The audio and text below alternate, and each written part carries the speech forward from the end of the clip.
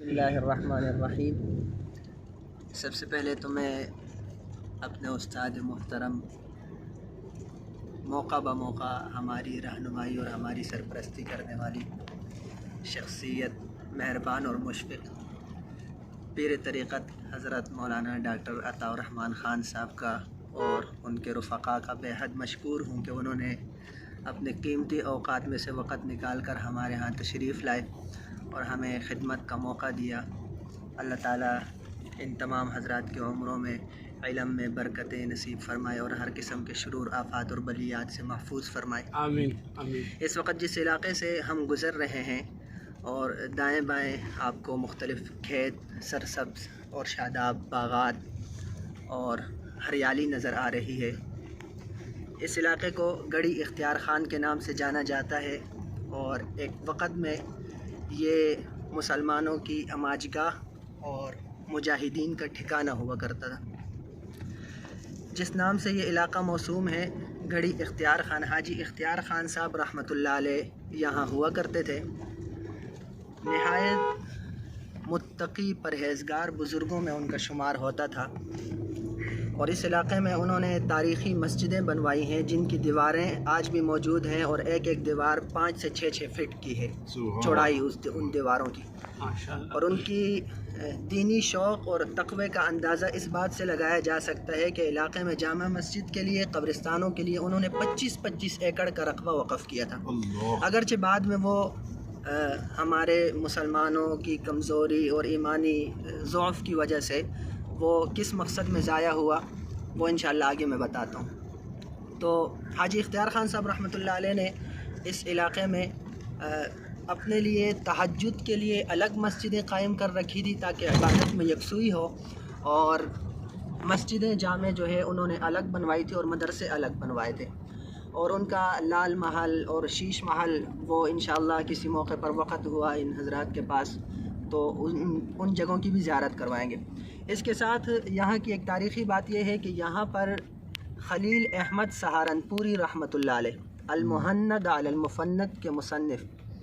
उनके भतीजे या भांजे के बारे में भी आता है। यहाँ की जो जामे मस्जिद तारीख़ी मस्जिद है उसके इहाते में मदफून है और उनके तक़वे का अंदाज़ा इस बात से लगाया जा सकता है कि उनके घर का एक दरवाज़ा बाज़ार की तरफ गढ़ी इख्तियार ख़ान के निकलता था और दूसरा दरवाज़ा वो जो है उसके बरअक्स दूसरी तरफ गली की तरफ निकलता था। तो वहाँ के लोगों का कहना यह है कि कभी भी उन्होंने उस दरवाज़े से नहीं निकले जो दरवाज़ा बाज़ार की तरफ जाता था और किसी शख्स ने कभी उन्हें बाज़ार में जाते हुए नहीं देखा।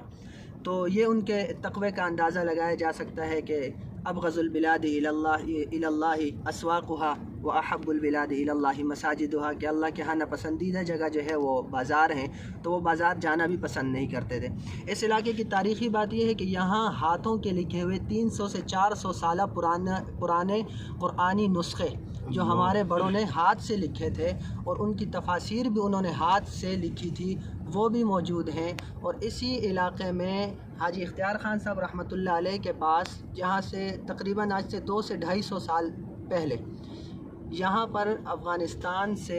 मुजाहिदीन का बाकायदा एक ख़त आया था, वो ख़त भी मौजूद है और वो भी इंशाअल्लाह किसी मौके पर दिखाएंगे कि उस ख़त के अंदर उन्होंने यहाँ के जो वाली हाजी इख्तियार ख़ान साहब रहमतुल्लाह अलैह थे उन्हें लिखा था कि हम यहाँ से 25,000 की फ़ौज आपके पास भेज रहे हैं और वो आगे एक मुहिम पर जा रहे हैं। तो वो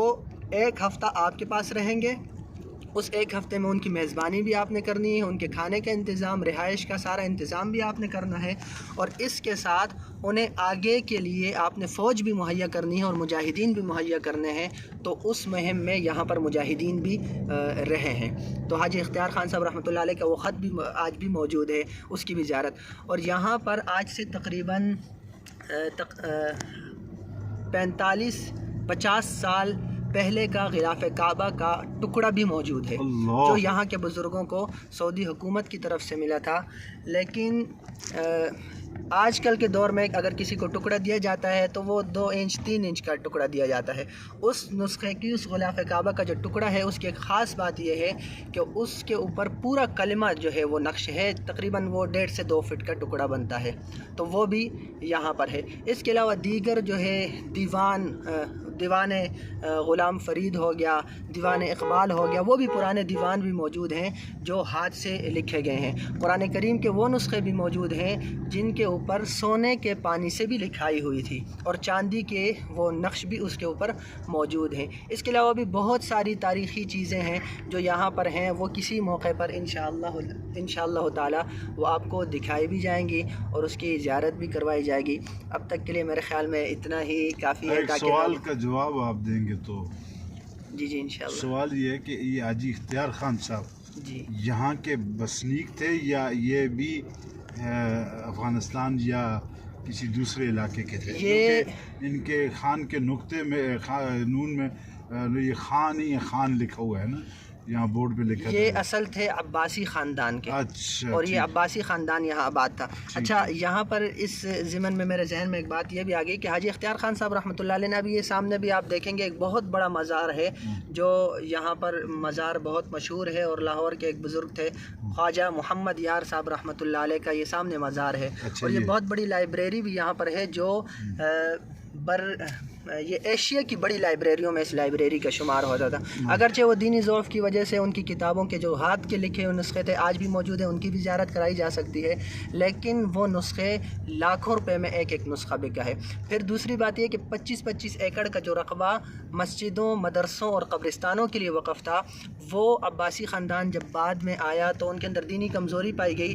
تو کہتے یہ ہیں یہاں کے لوگ کہ عورتوں کے اوپر وہ 25-25 ایکڑ کا ٹکڑا ایک ایک رات پر نچھاور کیا گیا، اور پھر اللہ رب العزت کی طرف سے ایسا عذاب آیا کہ وہ قرآنی نسخے بھی بیچے، قرآنی جو دیگر تاریخی کتابیں تھیں وہ ساری بیچ دی گئی۔ تو کہتے ہیں کہ وہ جو مسجد، اس مسجد میں خود گیا تھا، اور عباسی خاندان کے جو آج لوگ موجود ہیں ان سے ملاقات بھی ہوئی تھی،